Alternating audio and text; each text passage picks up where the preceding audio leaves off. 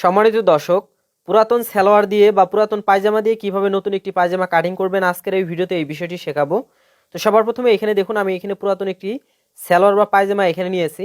তো এই সালোয়ার বা পায়জামাটি হচ্ছে বেল সিস্টেম একটি সালোয়ার।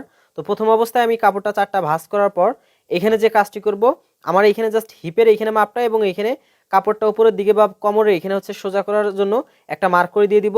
দেওয়ার পর এখানে যেভাবে হচ্ছে মাপটা থাকবে সেই মাপে হচ্ছে আমাদের এখানে 2 ইঞ্চি বা এখানে হচ্ছে একটু মানে মাইনাস করে নিতে হবে হাই শেপের জন্য। এরপর এখানে যে কাজটি করতে হবে, এখানে নিচের দিকে হচ্ছে 1 ইঞ্চি বা 1.5 ইঞ্চি যতটুকু ভাঙা থাকবে ততটুকু নিতে হবে। নেওয়ার পর এখানে কাটিং করতে হবে। সাইডে হচ্ছে এখানে দেখুন, যেভাবে আমি এখানে পুরাতন পায়জামা বা স্যালোয়ারটি যেহেতু বিছিয়ে দিয়েছি, জাস্ট এখানে 1/2 ইঞ্চির মতো কাপড় ব্যালেন্স রেখে আমি এইভাবে জাস্ট শেপ করে নিব বা কাটিংটা করে নিব। তো এখানে দেখুন খুব সুন্দরভাবে এই ফর্মা দিয়ে হচ্ছে কাটিংটা করে নিলাম। এরপর এখানে থাকতেছে আমাদের বেলের পার্ট বা বেলের অংশটা। তো এখানে কাপড়টা অবশ্যই সোজা করে নিতে হবে, যেহেতু এখানে সোজার মাপটা আমি প্রথমে দিয়ে নিয়েছি। তো এখানে কাপড়টা সোজা করে নিয়ে নিলাম। এরপর এই পার্টটা হচ্ছে সরিয়ে নিব।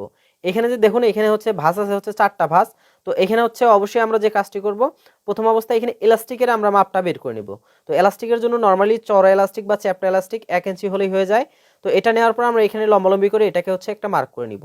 তো এরপর আমাদের এখানে যে কাজটি করতে হবে, দেখুন আমাদের যে সালোয়ারটি আছে পুরাতন সালোয়ারটি এভাবে হচ্ছে টেনে ধরবো।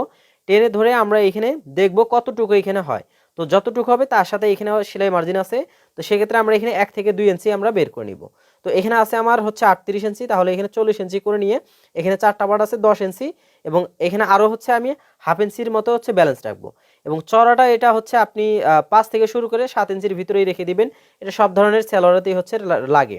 তো এরপর এখানে এই পার্টটা হচ্ছে সোজা করে কাটিং করে নিয়ে নিব। তো দেখুন এখানে কিন্তু পার্টটা আমি কাটিং করে নিয়ে নিলাম। তো এখানে আমার বেলের অংশ যেটা রয়েছে, বেলের অংশটাও কিন্তু কাটিং করা কমপ্লিট।